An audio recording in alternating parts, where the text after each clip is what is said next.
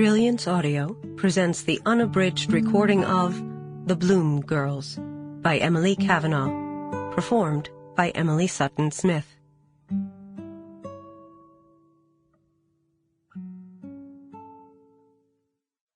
To Reuben, my partner in everything.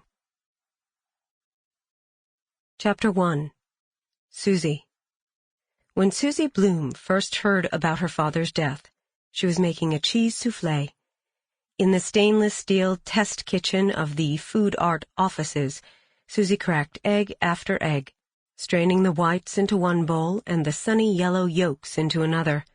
Her fingers were slippery when she picked up the pencil to record in her notebook the exact measurements for this recipe. She'd been at work since 7, partly because this was a new job and she was still getting comfortable, and partly because she'd been having trouble sleeping lately. By the time she rose at 5, she'd been staring at the ceiling for an hour. This was her third soufflé today, and it was only a little after 8. The first had come out too dry. The second tasted wet with cheese, and the third was too eggy. Suzy hoped she'd finally gotten the proportions right. When Suzy came to work at Food Art just 2 months earlier, she'd been told by the magazine editors that they believed in the science of cooking.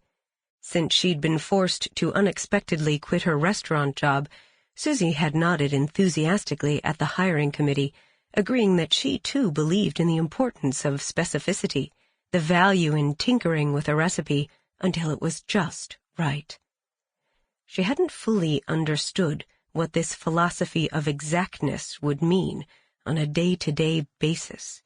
She hadn't realized she'd be expected to spend an entire day on a single recipe, trying endless variations, offering up tastes to her overfed colleagues, until finally, she got the science just right. Even on those rare occasions when she perfected a recipe the very first time, Suzy was required to try out at least 2 more versions to confirm it. It was unlike cooking in a restaurant, where you got one chance to make a dish right. The kitchen at Food Art was more like a lab, with rows of individual stations set up for the test editors. It was quiet, too, unlike the bustling kitchen at Chow, where the noise from the dining room overflowed into the crowded space where Suzy and the rest of the staff worked hip to hip. Suzy finished pouring the soufflés into the white ramekins and closed. Sample complete.